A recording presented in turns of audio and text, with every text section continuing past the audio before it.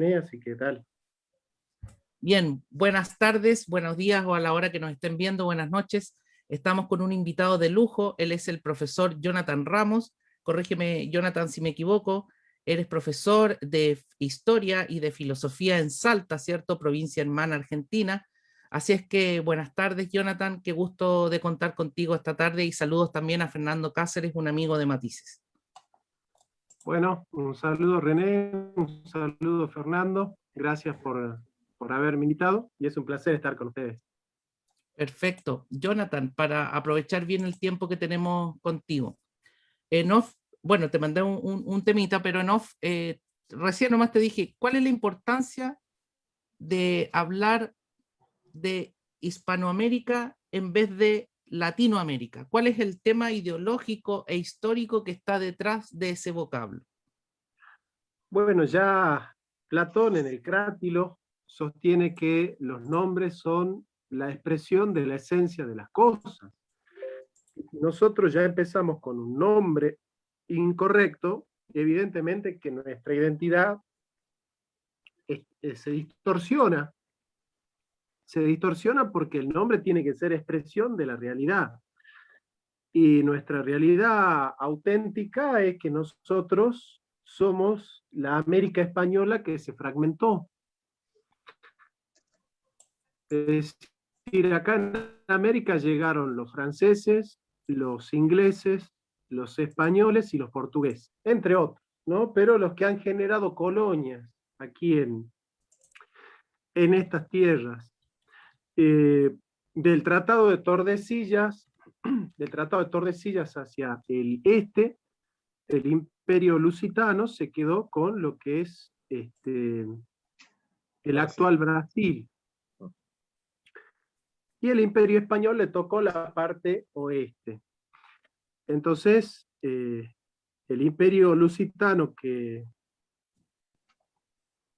digamos que fue descolonizado por estas tierras, fue el Brasil que no se fragmentó, la América Lusitana que no se fragmentó. Después nosotros tenemos a Canadá e Inglaterra, que de alguna manera son la América inglesa que no se fragmentó. En cambio nosotros somos la América española que se fragmentó en miles de republiquetas. Y nosotros tenemos un ser, es decir, una raza. Esa raza es la raza mestiza, el ser, la identidad criolla. Y el criollo no es ni tan indio ni tan español. Es decir, nosotros no somos indios, tampoco somos españoles, somos criollos, somos una mezcla. Y en esa mezcla, evidentemente, surgió la identidad de Hispanoamérica. Todos los que pensaron la República Argentina la pensaron como siendo parte del criollaje, salvo algunos liberales que creían que Hispanoamérica tenía que ser el espejo de Europa. Pero bueno, nuestra identidad tiene que ver con el ser hispanoamericano. Nosotros somos la América española, es decir, nosotros somos las Españas, si se quiere, así como ¿Y por qué, dice. Jonathan, entonces es tan de uso común esto de decir latinoamericano? ¿Por qué ha calado Bueno, tan fuerte? bueno, esa fue una estrategia de los franceses. Los franceses y los ingleses siempre quisieron colonizar Hispanoamérica. Los ingleses en las invasiones inglesas en 1806 y 1807, los ingleses invaden el puerto de Buenos Aires, y en 1837 y 39 los franceses y los ingleses invaden, ¿no es cierto?, también invaden los territorios del Río de la Plata, ¿no es cierto?, en la famosa vuelta de obligado. Entonces los franceses, como una manera, ¿no es cierto?, de dejar asentada su emigración a Hispanoamérica, decidieron cambiarnos el nombre, ¿no es cierto? Hay que entender que, fruto de las políticas liberales, hubo un despoblamiento tremendo porque los liberales mataron a casi todos los indios y mataron a casi todos los gauchos, ¿no es cierto? Porque los liberales en Hispanoamérica siempre fueron asesinos. Entonces, tras el despoblamiento del territorio hispanoamericano, evidentemente había que repatriar, había que repoblar, ¿no es cierto? Y ahí viene Alberti diciendo, gobernar es poblar. Y bueno, ¿cómo vamos a poblar Hispanoamérica? Y vamos a traer a los europeos, que son la civilización, el progreso y la razón. Entonces, esa inmigración, que fue alrededor de un 35-39% digamos, del territorio hispanoamericano habitado por europeos, entonces ellos dijeron, bueno, esta inmigración europea ha cambiado la fisonomía del pueblo hispanoamericano, ya no es el pueblo hispanoamericano solamente una mezcla de españoles y de indígenas, sino que ahora se incluyen los europeos del norte de Europa, ¿no es cierto? Entonces, vamos a cambiarle el nombre a América y le vamos a poner Latinoamérica, es decir, los españoles son latinos, pero los italianos, los franceses también son latinos, los turcos son en parte europeos, no son latinos, pero hay que ampliar el nombre. Entonces, bueno, esa fue la estrategia de tratar, digamos, de darle carta de ciudadanía a la inmigración europea cambiándonos el nombre. El tema es que cuando nos cambiaron el nombre, nos cambiaron la identidad. Es por eso que nosotros tenemos que fervientemente defender el nombre que tuvo siempre este continente, Hispanoamérica, porque nosotros nunca dejamos de ser la América española, es decir, nosotros los criollos no nos tenemos que adaptar a los europeos que vinieron. Los europeos que vinieron tienen que adaptarse a lo que somos nosotros. Entonces yo no tengo que cambiar mi nombre porque vinieron los europeos. Los europeos tienen que cambiar el nombre porque vinieron a esta tierra. Entonces, esto me hace acordar mucho a lo que sucede en la UNAM, Universidad Nacional de México. Yo les cuento lo que pasa. En la Universidad Nacional de México son mexicanos, evidentemente. En la Universidad Nacional de México estudian los mexicanos, en gran manera. Y es deseable que en la Universidad de México estudien los mexicanos. Pero si llega un norteamericano a la universidad como expositor o como miembro de la jornada, automáticamente la UNAM tiene que hablar en inglés. Y esto es algo muy curioso. Profesor, entonces, perdón la interrupción. Entonces, el concepto de Hispanoamérica o Latinoamérica tiene un concepto más que una terminología diferente, va con un concepto más profundo, va a una ideología relacionada a la palabra, digamos. ¿Ah? Por lo mismo que usted está señalando. Una ideología política, y complementando la pregunta, Fernando, una ideología política y una lógica de imperios luchando detrás.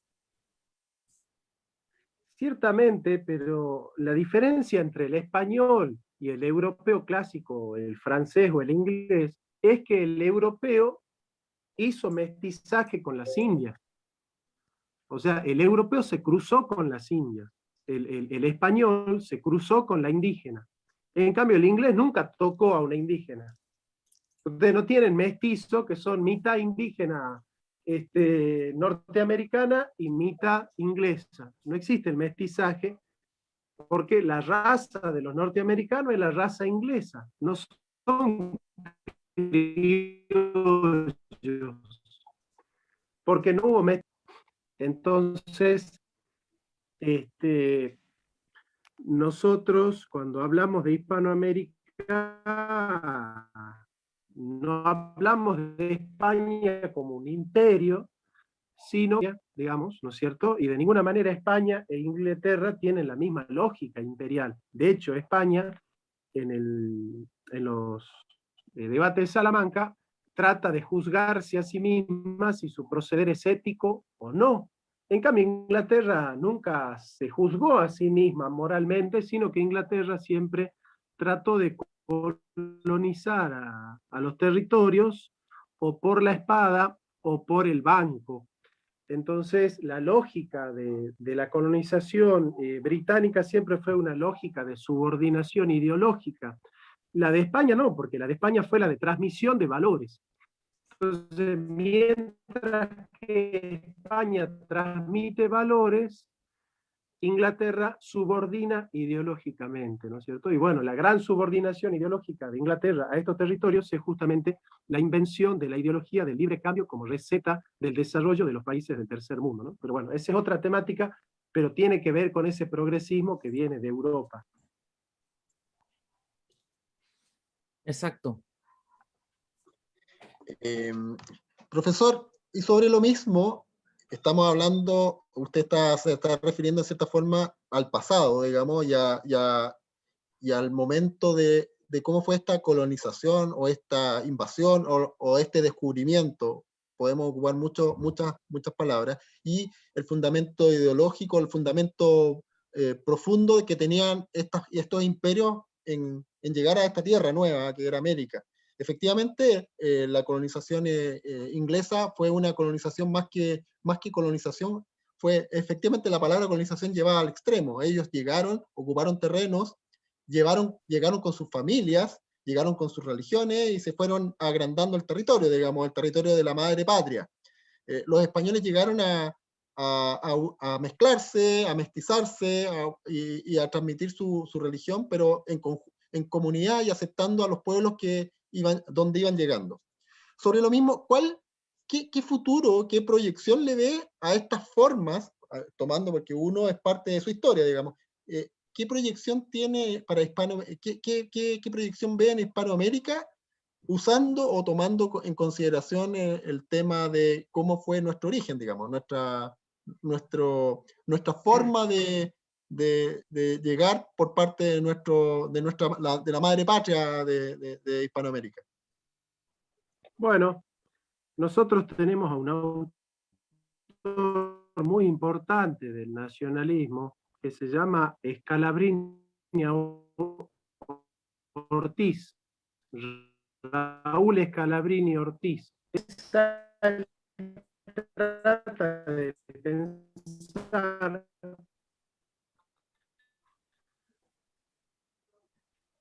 cómo la Revolución de Mayo, que es la Revolución de Mayo es el gran precedente de autonomía de Hispanoamérica, ¿no es cierto?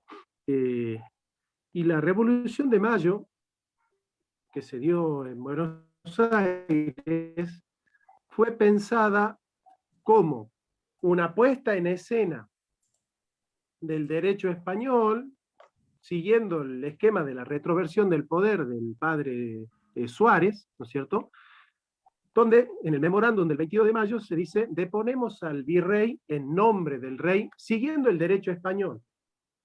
Estos territorios quieren, siguiendo la identidad española, siguiendo la identidad criolla y el ser hispanoamericano, plantear un gobierno autónomo que rompa con las ligaduras políticas con el imperio español, pero no con la identidad española. ¿Se entiende? O sea, esta se llama la tesis continuista, la tesis donde la identidad española mantiene su continuidad en el ser hispanoamericano y la revolución simplemente es una revolución política que trata de emanciparnos de, ¿no es cierto?, el rígido monopolio español del sistema de flotas y galeones.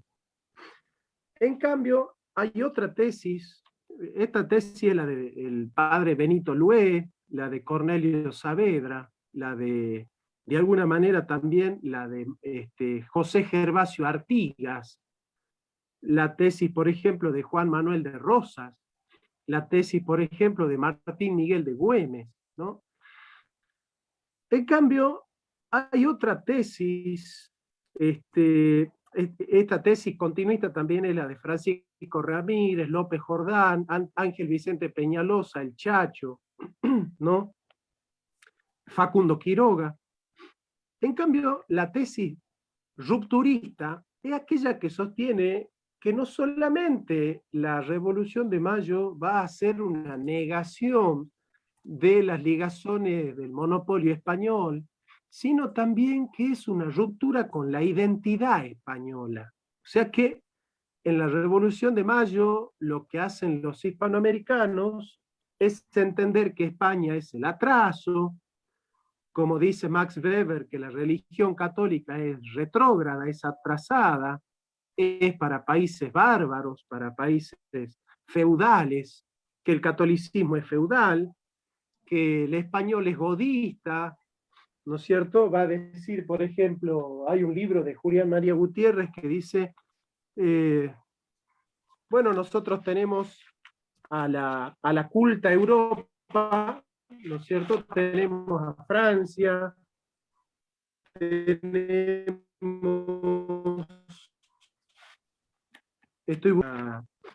a Bacon en Inglaterra, tenemos a Goethe en Alemania, tenemos a Dante en Italia, y qué grande tenemos en España, dice Julián María Gutiérrez, ¿no? Entonces él dice... Lo chistoso es que lo habla en español. Claro, claro, efectivamente. Efectivamente. Porque bueno, es algo como lo que está pasando ahora, y un desprecio a nuestro idioma, a nuestros símbolos patrios, sustituyéndolos por otros en español. No sé si, aprovechando mientras buscas, Jonathan, viste, no sé si viste la constitución de la Convención Constitucional el día domingo acá en Chile, pero eso podría dar para otros programas. Peor, René, es que ni siquiera la colonia española, o sea, la colonia española ahora la quieren eliminar, pero desde el origen, y volver a lo que había acá antes. O sea, ni siquiera pasar por España. España aquí hay que... Ahora la abolición viene desde América, por los pueblos supuestamente originarios de América, y ni siquiera de Inglaterra, sino que los que estaban acá, entonces España lo quieren devolver completo, culturalmente completo a la península, digamos. ¿Ah? Quieren olvidarse del origen. Quieren volver bueno, sí. Esta disputa entre continuistas y rupturistas, ¿no es cierto? O sea, se entiende bien la problemática, ¿no? Y la tesis rupturista sostiene que la Revolución de Mayo viene a ser un quiebre con la identidad hispánica. La tesis continuista dice, no, nosotros solamente estamos deponiendo al virrey en nombre del rey y renegando del monopolio español, pero no de la identidad hispánica. Esas son las dos interpretaciones de lo que sucedió en la independencia de nuestro país. Vos fíjate que este tema no se estudia. En las escuelas no se enseña esta temática de las dos rutas de Mayo, que es fundamental para entender qué somos nosotros y de qué nos hemos liberado y qué cadenas hemos roto y qué cadenas no hemos roto. Voy a leer, dice, dentro de la lucha del progresismo contra los conservadores, que es un poco, ¿no? Son estas dos rutas de Mayo, los conservadores son los hispanistas, los progresistas son los filofranceses, los filobritánicos. Desaparecen las grandes unidades entre izquierda y derecha. Los realistas, los de la tradición hispánica, que no son estrictamente conservadores, quedan como enemigos tanto de Sarmiento como de Marx. Allí, en el encarnizado ataque contra el feudalismo y la hispanidad, se aunan tanto la izquierda como la derecha, el liberalismo y el socialismo. Un exponente de la generación del 37, Juan María Gutiérrez, nos escribe del desdén del godismo hispánico, diciendo, la Italia, acordándose que fue madre de los romanos, ha producido a Dante, a Galileo, a Miguel Ángel, a Cristóbal Colón y a Filangieri y a Beccaria. La Inglaterra a Shakespeare, a Bacon y a Newton. La Alemania bárbara e inculta, cuando nos la dio a conocer Tácito, es una fuente fecunda de ideas valientes, de erudición profunda, de crítica eminente.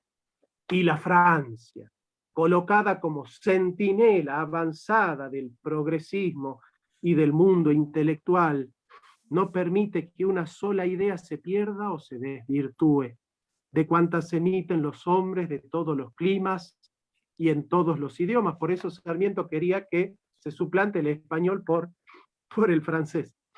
Yo busco un español que colocar al lado de estos grandes hombres renombrados y no lo encuentro. Entonces, cuando, por ejemplo, Sarmiento en Recuerdo de Provincia dice, yo estuve en Europa y también estuve en España. Se teme que después de 200 terríficos siglos, de 200 terríficos años de Inquisición, el cerebro español haya disminuido considerablemente. Entonces, los progresistas de Mayo, como por ejemplo Mariano Moreno, Manuel Belgrano, bueno, obviamente Manuel Castelli, ¿no es cierto? Ellos consideraban que España es el atraso y que Francia es el progreso. Entonces la Revolución de Mayo es Podríamos salir decir que de... había una hispanofobia fuerte. Claro, la Revolución de Mayo es salir de la órbita española y católica para ingresar en la órbita inglesa en lo económico y francesa en lo cultural. Entonces, esta historiografía liberal, porque son los liberales los que trajeron el progresismo a Hispanoamérica, por eso cuando ustedes escuchan que un liberal quiere combatir al progresismo, ustedes lo único que tienen que hacer es reírse nada más. O sea, cuando un liberal les dice hay que combatir al progresismo, ustedes solamente se tienen que reír. Entonces, ¿qué han hecho los liberales? Han sembrado esta idea, ¿no es cierto?, de que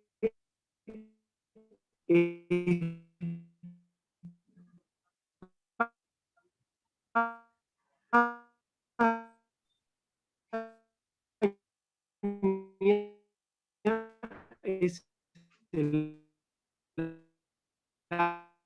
atraso.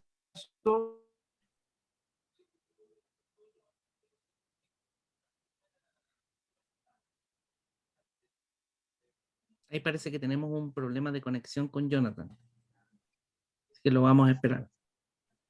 Sí. Algo pasó ahí, Jonathan.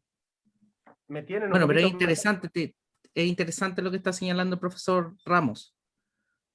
¿Me escuchan ahí, muchachos? Sí. Ahí te escuchamos bien, Jonathan, pero no te vemos. A ver, veamos. Ahora ahí sí. Ahí sí. Bueno, entonces, ¿qué va a decir, por ejemplo, George Canning? George Canning... Disculpa, Jonathan, quedaste ahí cuando dijiste que liberales y progresistas cuando se pelean había que dar risa. Explícanos un poquito por eso para retomar. Ahí vienen, por ejemplo, los grandes, los liberales son los que a nosotros nos convencieron, ¿no es cierto?, de que España es el atraso y Francia es el progreso. Entonces, ¿cómo interpretaron la Revolución de Mayo? Como el pacto neocolonial, esto lo explica un historiador muy bueno que se llama Tulio Alperindongui.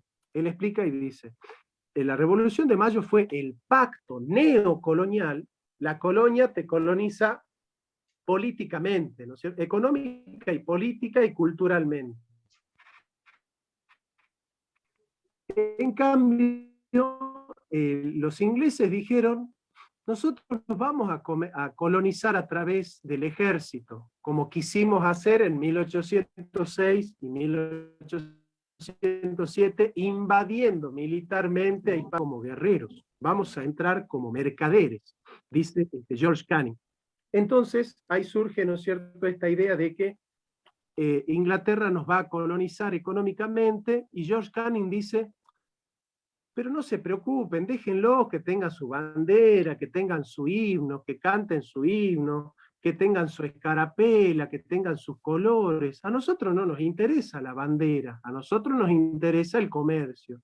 Entonces surge un diplomático inglés que se llama Richard Cobden, que inventa la ideología liberal, ¿no es cierto?, releyendo a Adam Smith y vendiendo a Hispanoamérica la receta de que los países hispanoamericanos, si siguen la receta del libre cambio, van a llegar al desarrollo, ¿no es cierto?, van a llegar al desarrollo. Como en el libre cambio nosotros tenemos también en esa ideología liberal la división internacional del trabajo, Hispanoamérica tiene que ser proveedora de materias primas, Inglaterra tiene que ser el taller del mundo.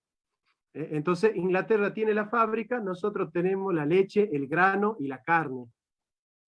Entonces, pero Inglaterra decía, no se preocupen, ustedes sean liberales, no intervengan en la economía, no hagan un proteccionismo estatal, no generen una industria nacional, ustedes van a progresar exportando vaquitas, grano y leche, y carne, no se preocupen, ustedes hagan soja, los chilenos exporten guano, los bolivianos exporten petróleo, no hay problema, ustedes van a progresar y van a ser igual de ricos que Inglaterra. ¿Cuál es el problema? Que Richard Cobden sabía que Inglaterra no progresó con libre cambio, sino que progresó con intervencionismo estatal, con un riguroso intervencionismo estatal, y que no progresó por ser liberal, sino que hoy es libre porque progresó teniendo colonias, porque los países liberales se desarrollaron teniendo colonias. Ustedes no van a conocer ningún país liberal desarrollado que no tenga colonias. Estados Unidos tiene colonias, Inglaterra tiene colonias, Francia tiene Argelia, Alemania tiene colonias, Holanda tiene colonias, y España tiene colonias. ¿Sí? Los países que se han desarrollado lo han hecho teniendo colonias. Entonces nos vendieron a nosotros que sin tener colonias, nosotros íbamos a progresar a través del libre cambio. Y que el progreso, la razón, la civilización y la cultura era la europea. Y que aquellos que nacen en Hispanoamérica son bárbaros y los que vienen de Europa son civilizados. Toda esta ideología que hoy es el progresismo, lo trajeron a Hispanoamérica los liberales. Estimado Jonathan, bueno, recién te comentamos lo que había sucedido el día domingo acá en Chile, que tiene que ver con la instalación de una nueva constitución. No sé si podemos compartirte un video de la instalación. ¿Tuviste oportunidad de verlo? Sino para que lo revivamos. Lo veamos con todo gusto. Gracias, Jonathan.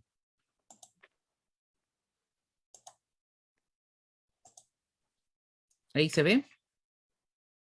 Todavía no.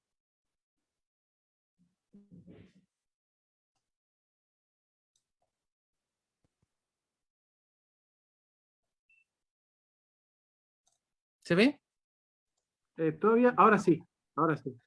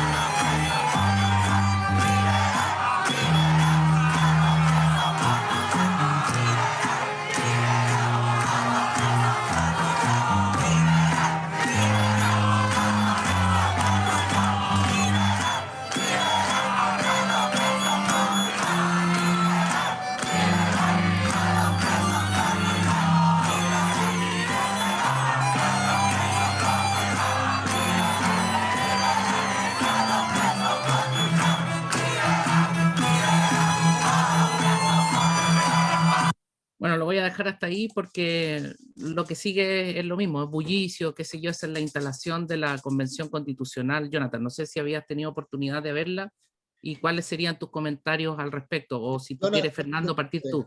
Sí, Jonathan, para explicar un poco el contexto. Lo que pasa es que, bueno, estaban tocando la canción nacional, algo la haber escuchado, la canción nacional en el momento de la inauguración de esta reunión.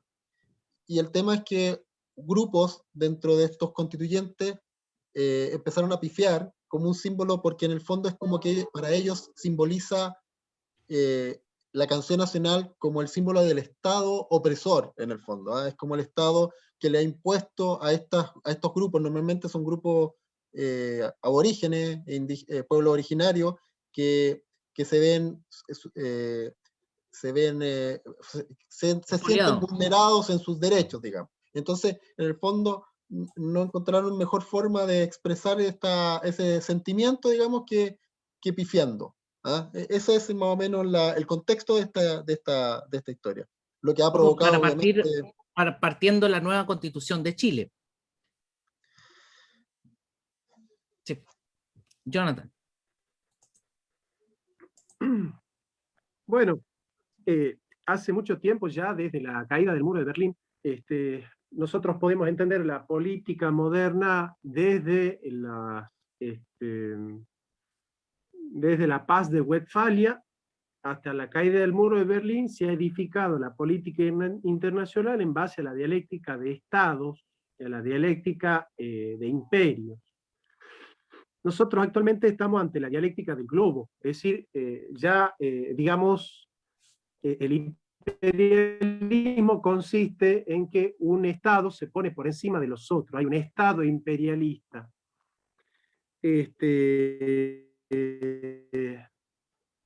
Ahora nosotros, los países hispanoamericanos, a partir de la presión de los grupos globales,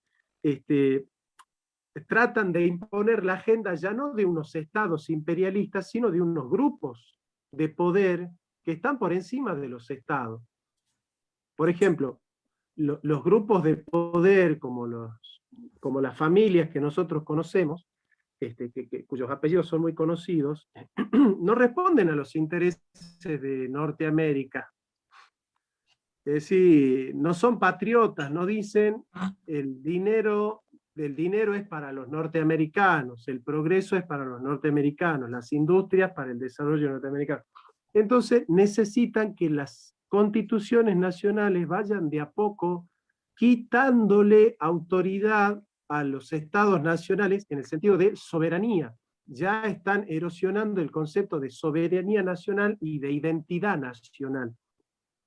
Se habla de política post-nacional, de políticas post-estatal, que tiene que ver con unidades políticas sin asiento territorial, que son estas oligarquías financieras internacionales. Entonces, nosotros hoy estamos ante estas dos cuestiones. Por un lado, las unidades políticas con asiento territorial, que son los estados nacionales, están perdiendo su identidad y son el brazo izquierdo de las organizaciones globalistas. Por otro lado, las unidades políticas sin asiento territorial, las UPSAT, las unidades políticas sin asiento territorial, lo que hacen es tratar de erosionar la identidad nacional y la soberanía nacional, utilizando estos organismos emergentes, que son estas identidades colectivas subalternas, que lo que hacen es erosionar la autoridad de la soberanía nacional como eje ordenador de la política. Nosotros sostenemos que el eje ordenador de la política es la patria, y la patria es el Estado jurídicamente organizado, pero con el pueblo como sostén de su identidad cultural, nacional y tradicional, digamos. Jonathan, disculpa, ahí quería contarte que bueno, yo hice una maestría en la Universidad Nacional de Rosario, en Rosario, y cuando vi corrígeme tú, ¿el monumento es a la bandera o a la Constitución? Uno grande que tienen ahí en Rosario, muy, muy bonito. Haciendo política ficción. Es el monumento a la bandera, ¿cierto? Sí, sí. Y bueno, tienen lemas respecto de la Constitución, y a mí me llamó siempre la atención el orgullo que sentían los argentinos, mis compañeros de curso, qué sé yo, por la Constitución y en definitiva por la argentinidad. Haciendo política ficción, ¿qué crees tú que hubiera pasado si lo mismo que te mostramos recién hubiera pasado allende los Andes? Bueno, acá en Argentina se baja la bandera argentina y se iza la bandera, cambian el himno argentino y le colocan otra letra, es lo que está prohibido en la Constitución. La Constitución sanciona el ultraje a los símbolos patrios, pero como es políticamente correcto que el progresismo pueda hacer lo que quiera y que el que está en contra de lo que hacen los progresistas es un facho, Eso. Entonces no se toman represalias. Pero no sería extraño, no piensen que en la Argentina somos tan patriotas como parece. En realidad... Y Jonathan, y conectando eso con lo anterior, disculpa, ¿qué relación hay? Porque aprovechándote que tú eres profesor de filosofía, ¿qué relación hay con el video que te mostramos, el derrumbe de los monumentos o estatuas a Colón, justamente Colón en Colombia, cierto que debes haberlos visto por la prensa, y una clasificación, una taxonomía que te he visto hacer, que es de la verdad, particularmente de la verdad óntica, estimado Jonathan, para ver si nos puedes ilustrar en los minutos que nos quedan. la verdad óntica es la identidad, es el ser de la cosa. Y evidentemente que destruirla a la madre patria es destruir nuestra identidad. Vos te podés imaginar que si yo destruyo la identidad de tus padres, te estoy destruyendo tu identidad. Porque tu identidad, ¿qué raíz tienes? Si tu raíz viene de otro y ese otro es destruido, también te destruye a vos. Entonces, el asunto con destruirla a la madre patria es destruir nuestro horizonte de comprensión de quiénes somos nosotros verdaderamente. ¿Y para qué? Para instalarlos una nueva identidad, una identidad que ya no está ligada a los intereses nacionales. Vos fijate que, por ejemplo, se usa al protestantismo como punta de lanza del orden global, ¿no es cierto? Entonces, por ejemplo, el ataque fundamental es contra la religión católica. Vos fijate que los globalistas no van a atacar a las religiones evangélicas. Digamos, los progresistas no están preocupados por la religión evangélica, y te lo digo como evangélico, ¿no? Entonces, bueno, tenés el protestantismo, tenés el progresismo, el liberalismo, el socialismo, tenés la masonería, tenés el marxismo.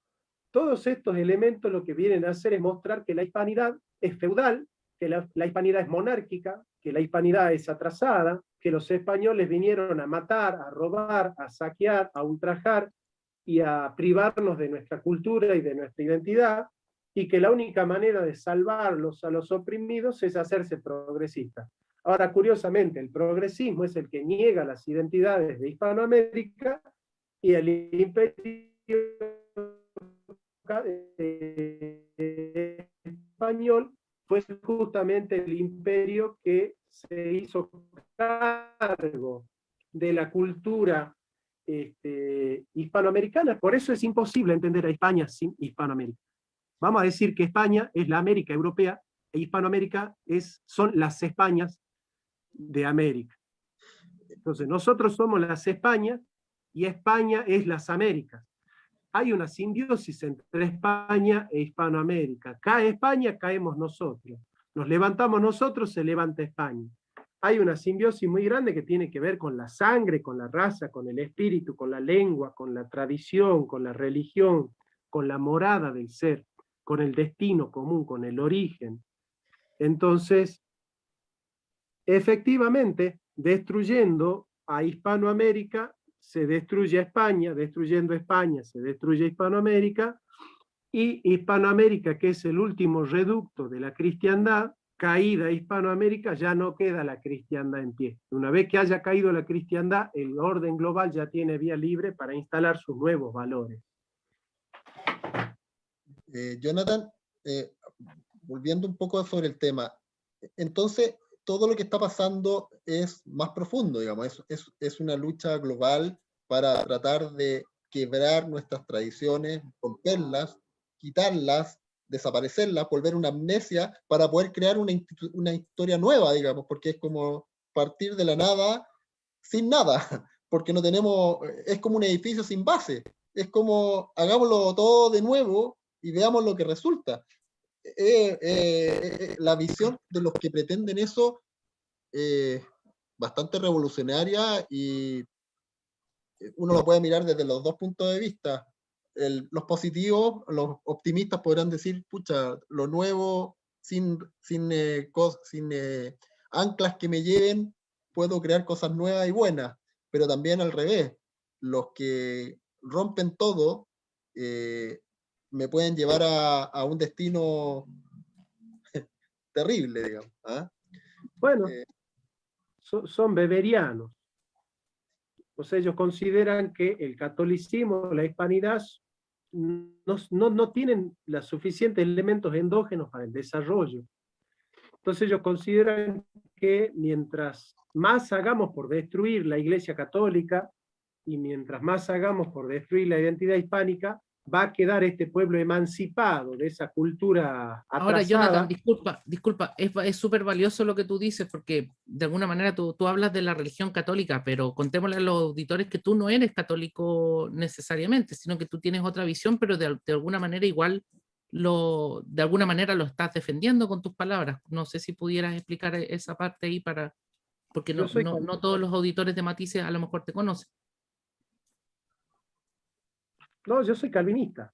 Yo soy calvinista, soy teólogo calvinista yo. Así que no, de ninguna manera yo estoy hablando con intereses, justamente. Yo estoy defendiendo la Iglesia Católica porque es la Iglesia que ha construido la identidad. Además, el protestantismo no echa raíces en los pueblos. En cambio, el catolicismo sí echa raíces en los pueblos. El sínodo de Puebla y todos esos sínodos hispanoamericanos lo que hacen es justamente plantear la necesidad de inculturizar el evangelio y evangelizarla a la cultura, ¿no? Es decir, la fe católica no es una cultura, pero se hace cultura.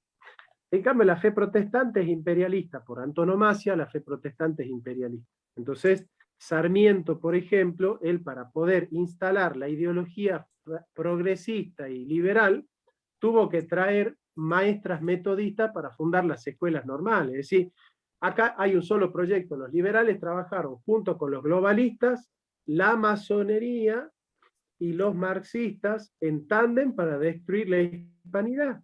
Por eso, cuando en la Argentina surgió un partido político hispanista como el peronismo, fue destruido por los liberales y por los socialistas de la Unión Democrática.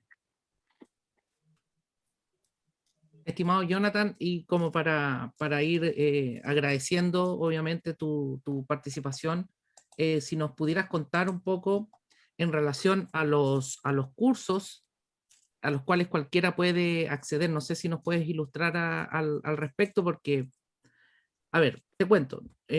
Fernando y yo somos abogados, tuvimos una formación académica, incluso con posgrados y todo, y tú sabes que hay un montón de información, tanto en términos filosóficos como en términos históricos, que de alguna manera se van, ¿cómo decirlo?, tergiversando. Y eso quizás nos está pasando la cuenta. No sé qué opinión también tienes tú, aprovechando de que tú dejas a conocer tus cursos, si hay algún correo para darlo, etc. Bueno, si ustedes quieren tomar el curso de filosofía que estamos dictando, nos escriben a cursofilosofia.jcr@gmail.com, cursofilosofia.jcr@gmail.com, o me buscan en Instagram, Jonathan Ramos Filósofo, o en YouTube, o en Facebook. Por otro lado, ciertamente hay una fragilidad filosófica muy grande en Hispanoamérica porque no tenemos identidad. Hemos perdido. O sea, la pregunta por la verdad óntica no era una mala pregunta, digámoslo así. Claro, no tenemos identidad. Entonces, para poder recuperar nuestra identidad, tenemos que elaborar, fortalecer los elementos endógenos del desarrollo, fortalecer nuestra cultura y a partir de ahí crear una filosofía. Entonces, una vez que la filosofía hispanoamericana represente el ser hispanoamericano, criollo, el gaucho, el ser propio de estas tierras, la filosofía va a poder crear los principios y los valores con los cuales nosotros podamos hacer una política autónoma, tanto del liberalismo como del progresismo, crear esa tercera posición que es tan necesaria para romper con la hegemonía progresista. Estimado Jonathan, y ahora sí para finalizar, salvo alguna otra pregunta de Fernando, cuéntanos acerca, obviamente nosotros hemos tratado de rescatar el idioma español como un idioma rico, como un idioma en virtud del cual se puede hacer filosofía. De hecho, también hemos rescatado la filosofía de Gustavo Bueno en España, que de alguna manera entra en estos temas de las lógicas de imperio, la hispanofobia, en fin, los mitos de la derecha y de la izquierda. Hemos tenido ahí algunas sesiones, pero quisiera que nos pudieses explicar la riqueza del español, máxime en la diferencia esta del verbo ser y estar, esta identidad que tenemos como idioma español, en ese punto específico, el ser y el estar. Bueno, Gustavo Bueno no es el filósofo que nos va a emancipar. De hecho, Gustavo Bueno, cuando habla del marxismo, menciona 6 marxismos y en ninguna parte menciona los marxismos hispanoamericanos.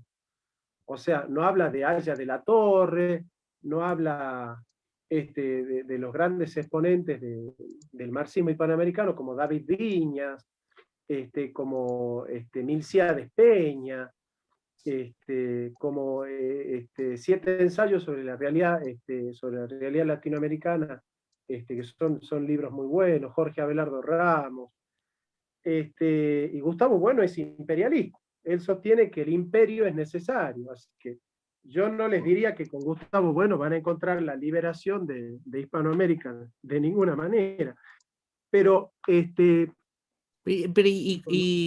o sea, está bien, estamos haciendo preguntas, profe Ramos. Y Gullo, tu compatriota Gullo.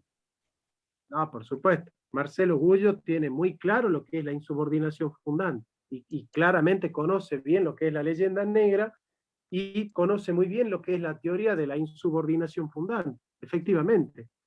Pero Estamos Gullo esperando que nos acepte una invitación, Gullo. Gullo es 10 veces superior a Gustavo Bueno. Es 10 veces superior. Entonces, hay que quedarse primero con los nuestros, y si van a ser españoles, que sean españoles hispanistas, no españoles progresistas como Gustavo Bueno. Sí, es importante que nosotros entendamos el idioma español, porque el castellano es el único idioma, junto con el latín, que tiene la posibilidad de hacer la diferencia ontológica entre ser y estar. El inglés, ¿no es cierto? Yo en inglés digo I am, y puedo decir soy o estoy. Y el ser y el estar son dos verbos totalmente distintos, porque el ser tiene que ver primero con la existencia, luego con el acto, luego con la esencia, y el estar tiene que ver con un hecho fortuito de una ubicación en el espacio. O sea, fíjate vos cómo si se disuelve la identidad en el espacio, si se disuelve la identidad en el tiempo, bueno, justamente lo que estamos haciendo en el lenguaje es no concebir el ser, sino más bien como un estar. ¿No es cierto? Por ejemplo, yo digo, yo no soy hombre, yo estoy siendo hombre. Constancial lo que es ontológico. Eso es lo que hace un idioma que no discierne, no distingue entre ser y estar. Eso sucede con el lettre francés, con el sein alemán, con el to be inglés, pero no sucede en el español. En el español yo te puedo decir todo lo que es, todo lo que está es, pero no todo lo que es está, y se entiende perfectamente. Es un idioma espectacular para hacer filosofía, es un idioma espectacular para hacer música. De hecho, cantar en castellano es mucho más difícil que cantar en inglés, porque el inglés es un idioma que hicieron los piratas para poder comerciar. Efectivamente que el inglés es anterior a los piratas, ¿no? Es una hipérbola mía. Lo que quiero decir es, al inglés lo hicieron los ingleses, yo le digo piratas a los ingleses, porque la mayoría fueron todos ladrones y asesinos, para comerciar. Es un idioma para comerciar, no es un idioma exquisito para hacer metafísica, ¿no es cierto? Entonces un cantante pasa la canción del inglés al español y le cuesta más cantarla en español que en inglés, porque en el inglés te ahorras mucho, es un idioma muy económico, porque es un idioma para hacer economía. De hecho, los ingleses son buenos en economía y en ética, en nada más. No son buenos en metafísica, no son buenos en antropología. Es el defecto estructural que tiene el inglés, es que fue hecho por los ingleses. El gran problema del idioma inglés es que fue hecho por los ingleses, digamos, ¿no? Y la mayoría de las cosas que han hecho los ingleses ha sido para robar, matar, ultrajar o mentir. Entonces, de ninguna manera, una ideología como la liberal nos va a servir a nosotros para emanciparnos como hispanoamericanos. Gracias, Jonathan. Fernando, no sé si tienes algunas conclusiones o preguntas finales al profesor Ramos. Agradezco que haya aceptado la invitación, Jonathan, y agradezco también la visión que tiene sobre, a ver, siempre uno tiene que saber qué es, y en realidad no solamente como persona, sino a qué grupo pertenece, y tiene que reconocerse. Y eso es porque eso nos da el sentido de por qué y para qué, digamos. es por qué yo, desde de las cosas más simples, de por qué trabajo, por qué vivo, por qué hago las cosas, y esta conversación en el fondo va a la esencia, abajo la línea de flotación del barco de la vida, digamos. ¿Ah? Es un asunto muy importante y agradezco la visión, el aporte de visión que tiene respecto a este tema y el momento de crisis que estamos viviendo. Un mundo de crisis de identidad absoluta que estamos viviendo en este mundo. ¿Ah? Por eso Una yo identidad de todo tipo. los invito a dar esta lucha. Estimado Jonathan, no sé si nos puedes ayudar a despedir el programa citando un par de autores o textos que te inspiren y que puedan inspirar también a nuestros oyentes, considerando una situación bien especial y que creo que hace llamémoslo así, el leitmotiv del programa Matices, en donde no todo es blanco y negro y donde se invita a estudiar. Sin estudiar, la verdad es que es complejo, independientemente si compartimos al 100% o no nuestras visiones, pero algunas raíces, algunos anclajes, estamos exhortados a compartirlo.